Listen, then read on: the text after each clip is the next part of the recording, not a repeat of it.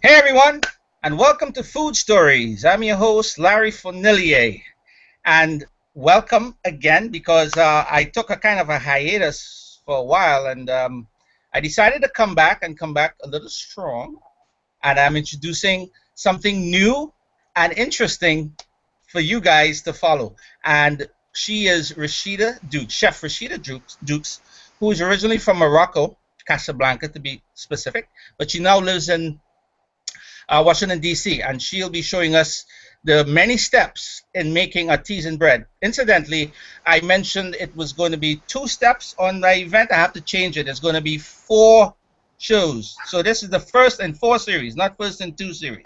Okay, with that out the way, let me introduce the folks in the peanut gallery before we get to Rashida's kitchen. So to my left, which is you guys right, we have Aslan Bloor, my good friend. Hi, Larry. Hi, Larry. Hi, everyone. Good to be here. Good to be on the panel on Larry's show once again. And Aslan has just released a cookbook, Simply Singapore, based on the title of her HOA series. So we'll talk more about that later. George Cohen, my good friend in California, Mountain View, California. Hey, George. Hey, Larry. How are you doing? I'm fine. Sorry, I mixed you up with the real George, right? Yeah, don't forget, I'm the unreal George. Yeah. And next to the unreal George is the real George Sepich, who is in Illinois. Hi, George. Hey, greetings from Morton, Illinois, the pumpkin capital of the world. And I see you have on your, is that a pumpkin color shirt? Well, yes, it is. Yeah. How coincidental. All right. Next, George, we have Magnus Sharma, who is from India. Hi, she's a nutritionist from India, and we'll be doing a series starting on the 9th of February on detoxing, and which would lead into healthy skin. So we have some nice things coming down the pike for you guys. So Magnus, tell us a little bit about detoxification basically purifies your whole body, and it not only improves your inner ecosystem, it really improves your skin, it strengthens your immunity, and it prevents a lot of degenerative disorders too. Okay, and great. So, yeah. Oh, I'm sorry. Don't tell them too much because they have to follow the post to get more information. Yeah. All right. And the lady of the half hour or the 20 minutes or however long it's going to be is Chef Rachida Dukes. Yes. Hey, Chef. Yes, this is Rachida Dukes, known as www.chefrachida.com, and I'm happy to be here.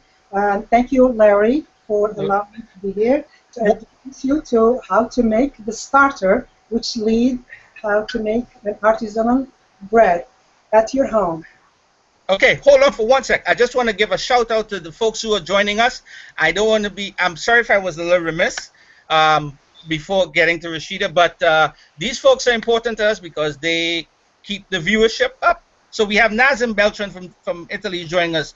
Michael Thomas, I think Kim Boltman, she's coming in. Jim Shankle, he's coming in. So folks, just when you come in, ask Chef Rachida all the questions you want regarding the starter process, because like I said, it's going to be a 4-parter. This is the first, and there are a lot of questions, so I'm sure you might have. And oh, incidentally, George is going to be doing a follow along as Chef Rachida talks about the different ingredients that she will be putting together. George will be putting that together in his kitchen. So, without further ado, I'll be trying at least. We'll make an attempt. Yeah. And I did. Chef Rachida does have a nice website, and I actually printed everything out ahead of time. So yeah, we've got it all right here. And I also have the Showcase app on. So there's a link to Chef Rashida's website, and also there's a link to my YouTube channel. Follow me, and we have a link to Aslan's book, which will be coming towards the end of the show. Anyway, without much further ado, let's get to Chef Rachida and her artisan bread. Okay, thank you again, Larry. So we're going to create the starter. The first thing we need when you make bread professionally, or just at least seriously, you need a scale. The same thing for the pastry. So I have one here, and I put a plastic around it to keep it clean because I may put water or flour on the top of it. So I'm going to change the camera so you can see what I have here. And like Larry said, there is a link to the recipe.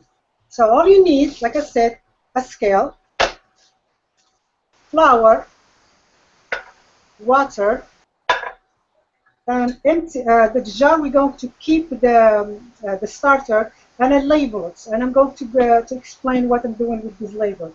And an empty jar and a spatula. I need two spatula because it's just like me to clean them up. So why I am choosing the rye flour? Because the rye flour is very forgiving and very easy to work with. This is not to make the rye bread. This is just because the rye flour is easy to work with. Meaning, if I'm creating the starter will ferment. With the wheat flour, sometimes you may have to wait days without anything happening to the starter. So the rye flour, and you can Google that, it's just so easy to use.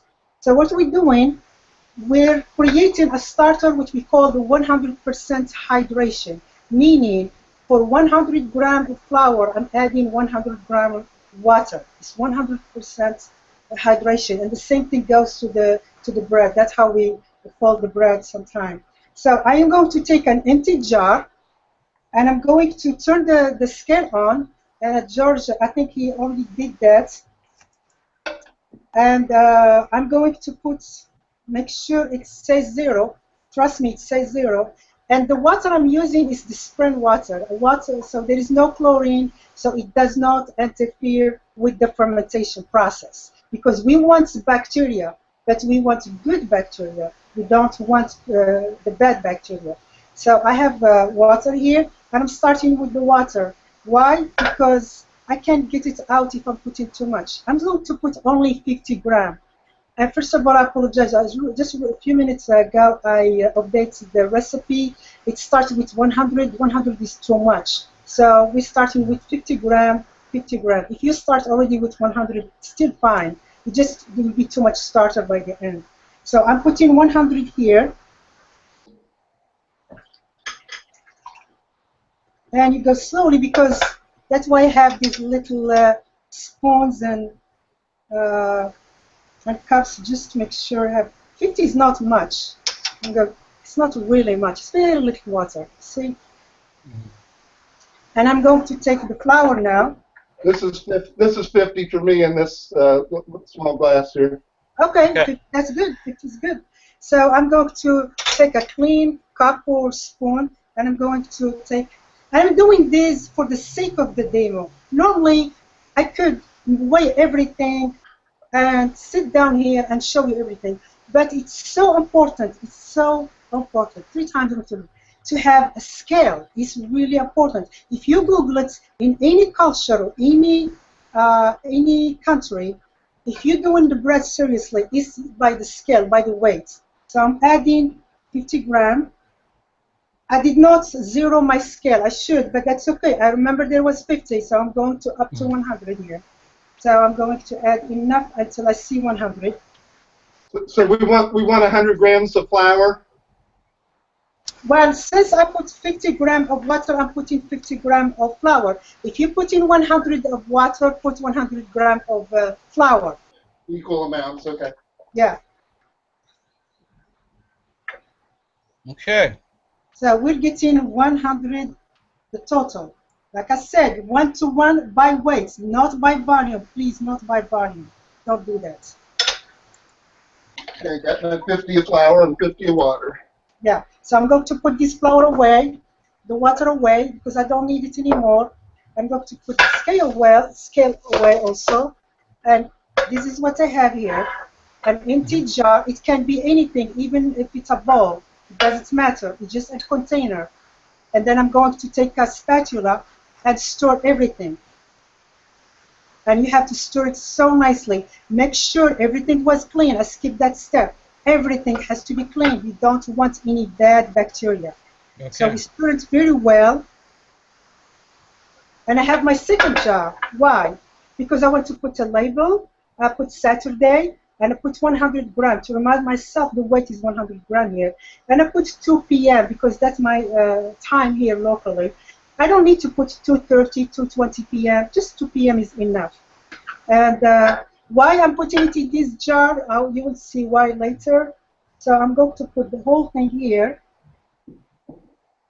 Hopefully I will grab all the 100. And there is a big chance I may have only 95 grams. That's okay. So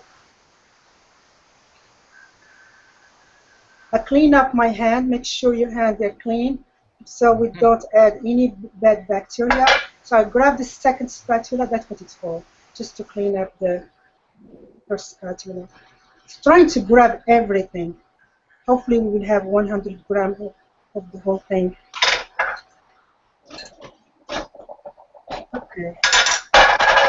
And I'm trying to put it in the middle. I don't want to touch the side of the jar. I have a bowl of water here just to weigh my hand. And I'm trying to push this dough and to keep the side clean. Why? Because I want to see the progress of this starter. And you know the starter has a bad reputation. It's very finicky. It fails many times. So I'm doing everything possible so it doesn't fail. So let me ask you. You mentioned failure. What are some of the things that would cause failure? Would it be bacteria? Would it be well, another? Yes. If you didn't watch the jar correctly, then we didn't watch it. The spatula, your hand.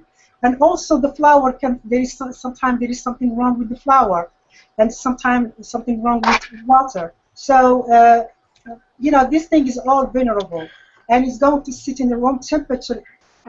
And so we just do your best so it doesn't fail. Okay. And I'm using the rye flour. If you use the wheat, sometimes nothing happened the first 2-3 days, absolutely nothing.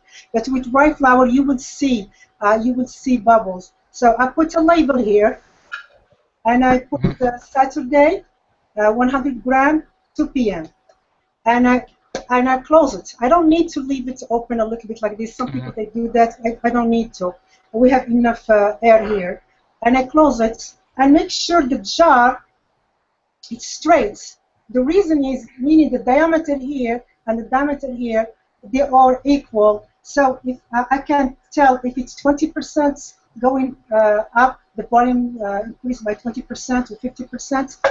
And what I do, I take a rubber, something like this, and I put it around the starter so I can see the progress. Right, good. That's smart. But that's what you have. This jar, you put it somewhere where the temperature does not go beyond 80, 75, I think I put there 75.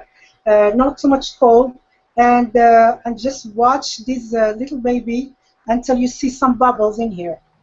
Okay. In Trinidad, this will fail because it's like 90 degrees every day. No, but you can always find a place in your home where it's less than 80. Okay, under my bed. Yeah, something that doesn't matter. And yeah. I'm going to talk about the equipment. I'm using what we call the working jars, the working glass jar. They're absolutely wonderful and they're cheap. They're in Williams-Sonoma, they are in Crate and Barrel, and they're of course in Amazon. And they're like under $3, and they are absolutely good. France was famous for using this. The lid is very simple. You don't have to fight with it. You close it, and it doesn't need to be tight because we're just watching this baby growing. I bought this at Walmart yesterday. I did the 100 grams with the rye, and that's about 20 hours old right now. 20 hours ago. Okay, I'm going to that next step, and I'm going to show you something I did also 20 hours ago. So, do we have any question about what I've done up to now? Okay, folks, if you're watching out there, if you have any questions for Chef Rachida based on what she just did, for those late arrivals like Maggie and let me ask you. Let me ask you a question, Chef Rachida. Yes. So you've got rye flour. I don't use rye flour for my starters. If someone wants to use wheat, brown would be better. Yeah, wholemeal would be better for a starter. Yeah, I will definitely. If you can't if you cannot find the rye flour, I would recommend you to use the rye flour to build the starter. This is not to make the rye bread at all. Your bread is not going to be rye. You may have by the end 0.01% of rye flour, and that's all. And we can, and I will show you how to do that. It's just the problem with wheat, spelt. When we create a starter, people, they run into problems. I'd be happy to do it because I have been doing that all my life, and I know how to resolve it, and I have the patience to do it again and again. And people, if they start a starter with wheat and it fails, most of the time they don't want to do it again. Yeah, I agree. So just to encourage you, to help you to have a successful starter, not to have the bread made from the rye flour. Yeah. Well, Chef, I have a quick question for you too. Sure. Some people, and in the stores you see like, you know, the non-gluten, gluten-free products. Is it possible to do these breads gluten-free? No, this version I'm making is not gluten-free at all. It's healthy, but it's not for people who are sensitive, who have a gluten problem. It's not. That's not for them. But it's much healthier than regular bread. It's absolutely, because I remember, and I'm going to tell a little story about me. I was born and raised in Casablanca, Morocco, and I moved in the States in early 2000, so it has been almost 25 years. And I was almost miserable to find a decent bread, just tasty. And then later, when I find it, when I eat it, it doesn't taste good. It doesn't, I mean, it does hurt my stomach. And I would call my mom and I'd say, you know, for some reason, I just don't like bread anymore. She said, no. My mother, she's kind of a little smart woman. She said, do some research and find out which kind of wheat they use. And don't settle for organic or non-organic, which brand, and all of that. And I did my research and I found that most of the bread I was eating is not organic, but on the top of that, they put in enhancer. And that's what it was upsetting my stomach. And they're not using what we call back home the cold, long fermentation. I will get to that later. And that's what the professional people, they do. They don't use the enhancer. They use the cold. That means your bread is going to live in the refrigerator. It goes from the refrigerator to the oven. I'm going to show something you're not familiar at all with. But if you Google for professional artisanal bread making, you will see the same statements. And by doing the cold, long fermentation, the enzyme will be developing in the bread. And then when you eat that bread, and suddenly you don't feel like bloating, you don't feel like you're drinking too much water, you just feel like you're happy. And you're satisfied with a small piece of bread. Oh, good. So, Chef, Michelle Price said that using the band to measure the growth process is a great idea. So that's, like I said, that's clever. using the The rubber band around your. Yeah. That's just to see how far this starter will grow. What I'm looking for, I want this starter to double. That's what I'm looking for. I missed that, sorry. I want this starter to double in volume. The weight will not change inside this jar, but the volume, I want it to be to double. So we're done with this. Georgia, you're done with this, so you know what to do with it. You keep it in a place where the temperature is friendly for the starter, and we're going to keep it between 1, 2 to 3 days. After 3 days, if nothing happened, I will recommend you do not try to resolve it. Throw everything out except the fourth jar. Wash everything. Start with a different bread, flour. And then don't give up. It's just 50 grams of flour. And you don't do much. Really, I'm spending a lot of time here explaining that the work is like 2-3 minutes. Yeah. And don't use bleach flour, folks. Don't use bleach. No bleach. No bleach. So I have this leads to a question that I had, and that is, you know, when Americans make their own bread, they typically add yeast. You buy yeast at the store, and that, you know, makes the bread rise very fast. But must be using some natural thing. Now, is that coming just from the air, or is it part of the flour that you put in? Where is that initial? The Where's that? bacteria is everywhere around us. So when it goes in the flour, you put the flour and the water, there is kind of a sugar in the flour naturally. This bacteria is feeding and it's going to grow until there is no food anymore and start dying, and you have to feed it again. So this is what we call sourdough artisanal bread, but the bread is not going to be I'm sorry, how do I say that? Sourdough bread. But you can use the yeast, and I will show you another day how to use yeast. But we can do that. But my question is, where is the original bacteria coming from in the bread that you're making now? From the air, from everywhere, from everywhere. The air. There's actually something called yeast fairies, and they fly all around. Yes. It's Um, everywhere. It's everywhere. Actually, Chef, I think Michelle Price, has a question.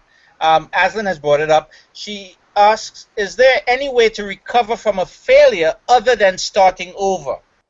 So once you have a failure, do you have to start over, or can you save it by doing something?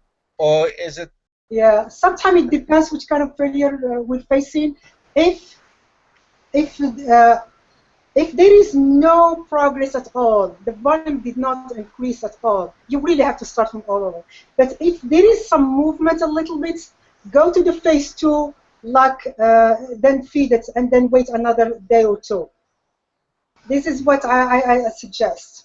If you have a bad batch, you'd mentioned like washing washing it and stuff. I know, like in winemaking and stuff, you know, you have to kind of really make sure that everything's like really clean and Yeah.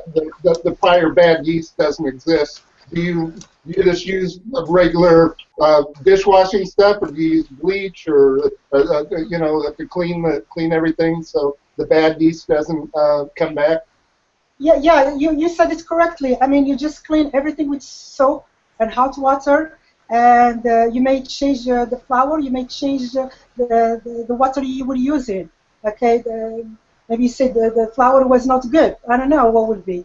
So you keep changing those things until you succeed. And please, these invites, put your progress, put your failures, and I will respond to you, and I will take care of your unique situation. Because, I will definitely respond. If you're trying to do it and something goes wrong, I will follow up with you until you're successful.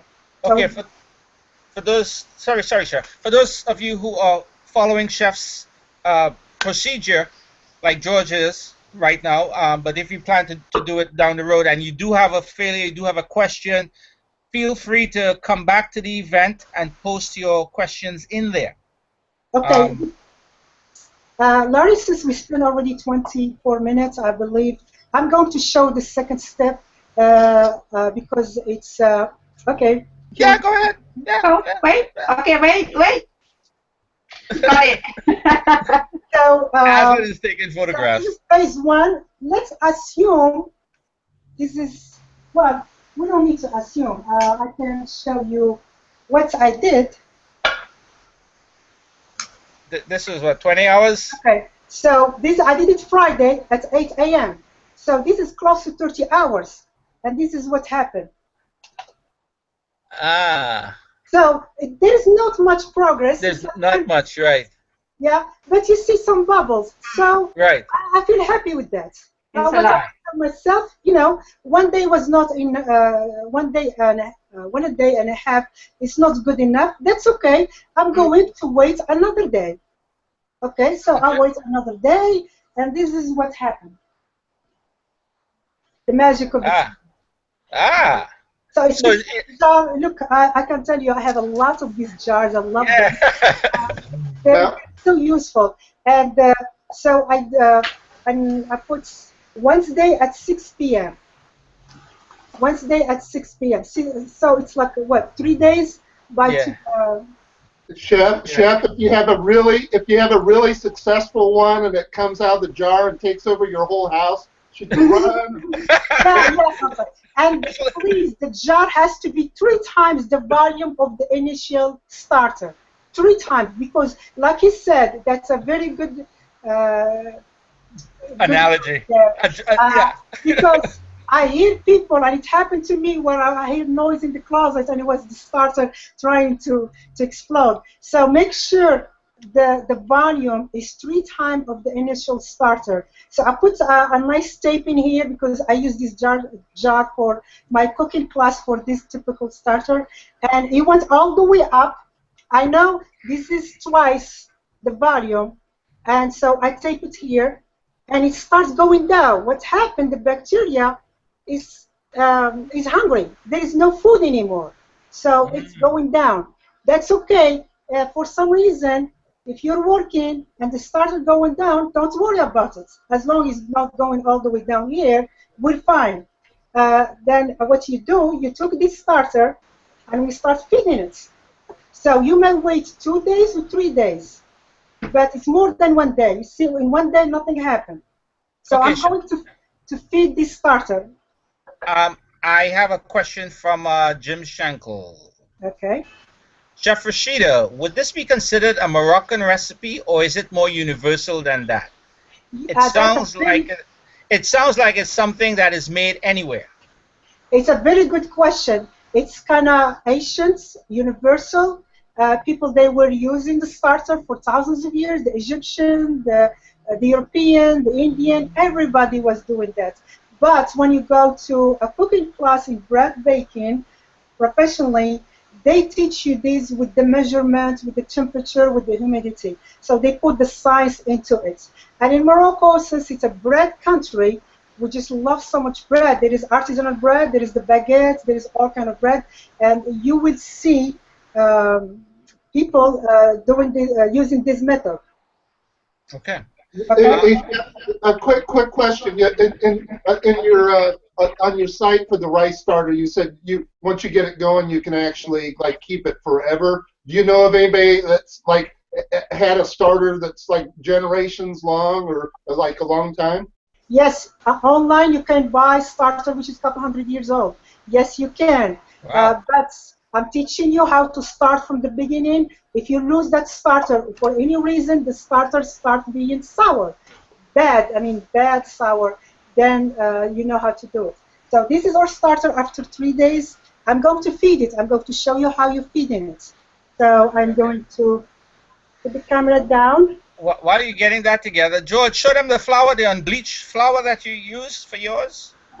Now, I don't know that this probably isn't organic. It's just regular stuff. I'll try to go a lot more fancy next time with the organic, but that's it. All right, but it's unbleached. It's unbleached. It's unbleached. Yeah, this is the rye flour that I use for the other one.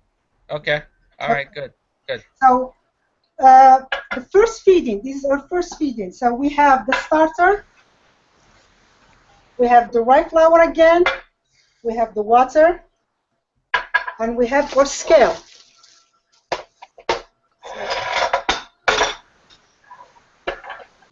So I know there is 100 grams, and this label is so handy to remind me this. And by the way, what I do,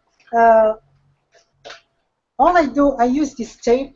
I think this is wonderful. Instead to buy those labels, they're very expensive. It's just some fancy restaurant, they do this. You buy this tape, you cut it, and you stick it on the lid, and it works just wonderful. So okay. And you have like what, 55 millimeter, which is 60 yards. That frog tape. Forever. And you can call your bread frog bread then. Frog. Okay. So we know we have 100 grams. So I turn it on. I put 0. And I'm going to add slowly. Okay, we do have 100. We want to double the value, the weight. Sorry, not the value. We want to double the weight. Since we have 100 grams, How much water are we going to add? This is a quiz. How much water? Same amount. Georgie, Yeah, if I put the same amount and I'm going to put the flour the same amount, it's going beyond double. you're going to have a blob, George. You're going to have the blob. So, since I have 100 grams, I'm just going to put 50. 50, half, right. Yeah, 50. And folks, this is called a feeding, right? Yeah, Chef Rachida? first feeding. The first feeding. Yeah. 50. It's like a baby. Yeah, and I'd like to stir it a little bit. And you see how much bubbles? There's a lot of bubbles. I wish if I could show you that before. Yep. Yeah. So, and there was no easy, just the flour and water. They are wonderful. Okay. So I'm going to add how much flour? You remember, I added 50 grams of water. How much flour? It's always 1 to 1. 50. 50. I'm going to put 0 here.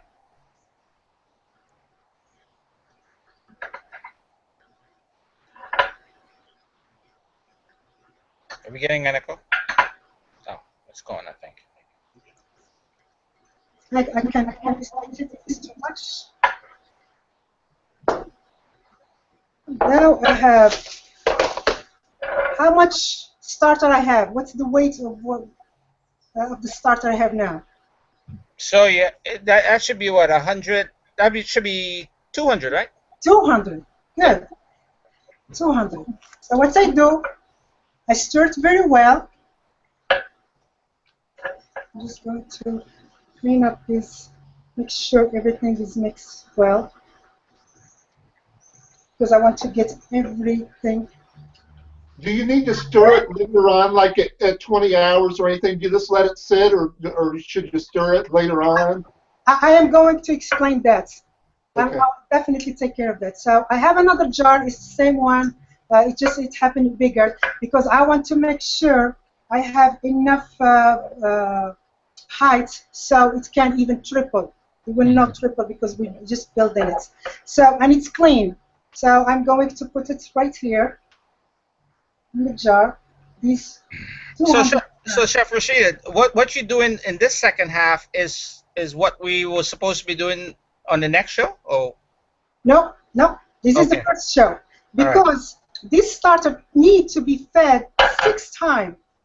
So the next show, we're going to show you how we're going to feed it the last time, how to store it, how it's supposed to look like, and also to answer all your questions.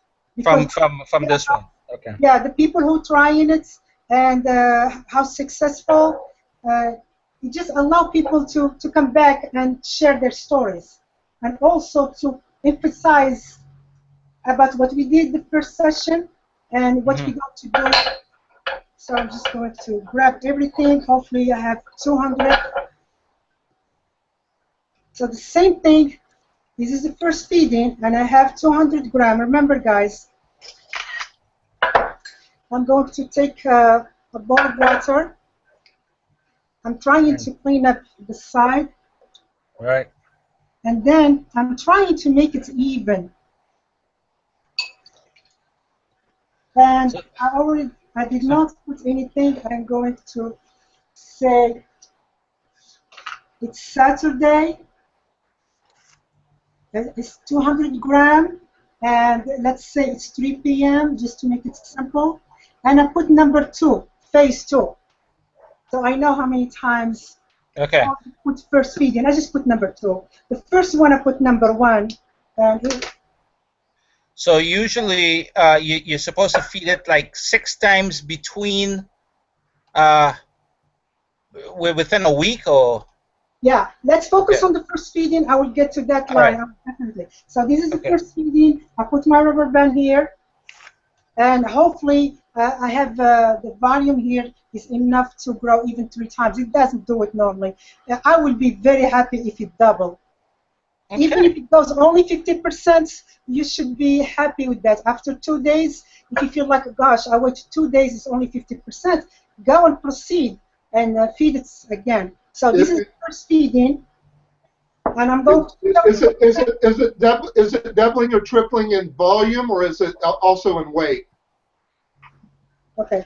What I did, I went from 100-gram starter, which was sitting for 2 or 3 days actually, and I added another 100 gram, and I end up with 200 grams.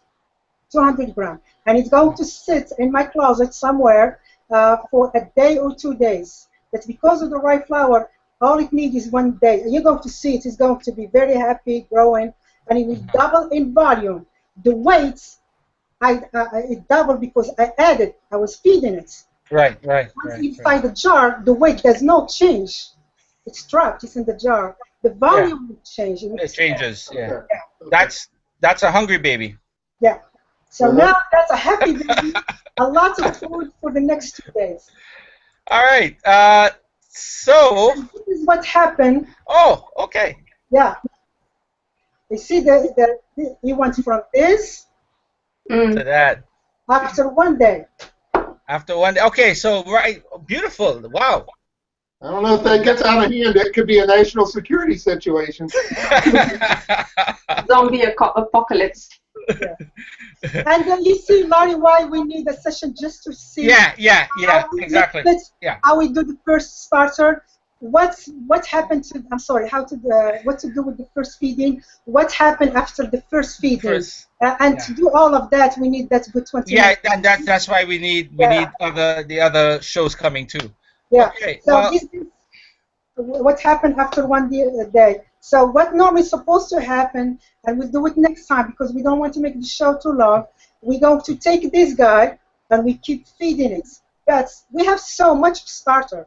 So what's going to happen, we have to split it in half and throw half of it, or use it for another dough if you want to, and the other half, you feed it again. Okay. All right.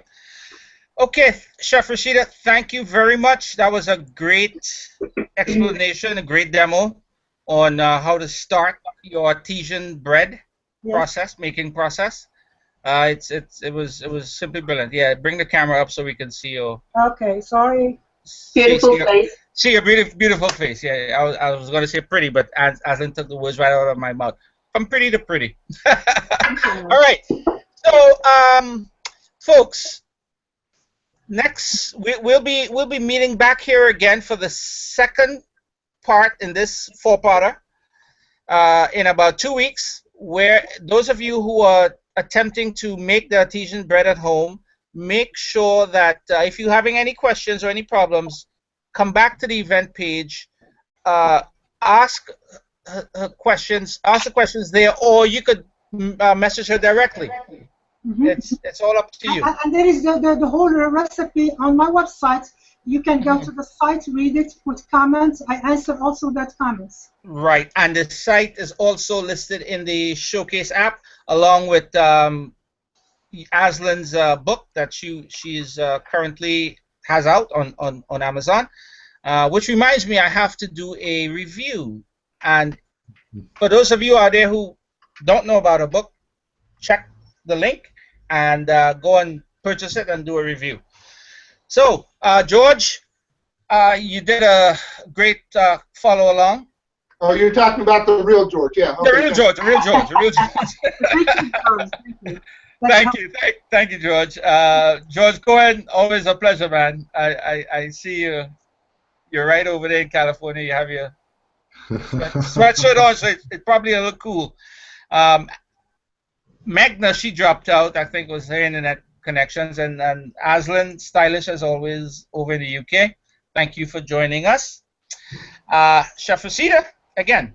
Rachida, sorry. Thank you. It was great having you on Food Stories.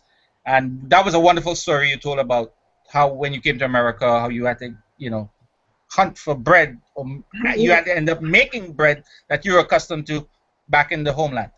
So, this is Larry Fournillier saying, see you guys. Before I leave, anybody has anything going on? Yes, Whoops, AJ's going to kill me for this. Fun, fabulous food down under, 7 p.m. tomorrow night. 7 p.m. GMT, 2 p.m. EST. Sorry. Okay.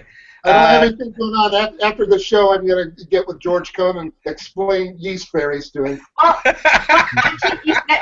me whet your appetites. AJ's show tomorrow at 7 p.m. on Fun Fabulous Food Down Under. She said she may be cooking duck, but when she spelt it, she got the vowel wrong. So you never know. Okay.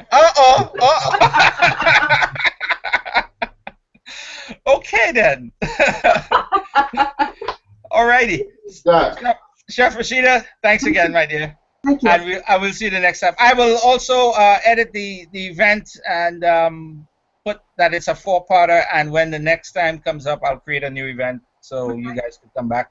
All right, so Larry Fournillier is saying goodbye from Trinidad and Tobago on behalf of Aslan, George, the real George, Rachida. Goodbye. Thank you. Bye-bye. Bye. Yeah.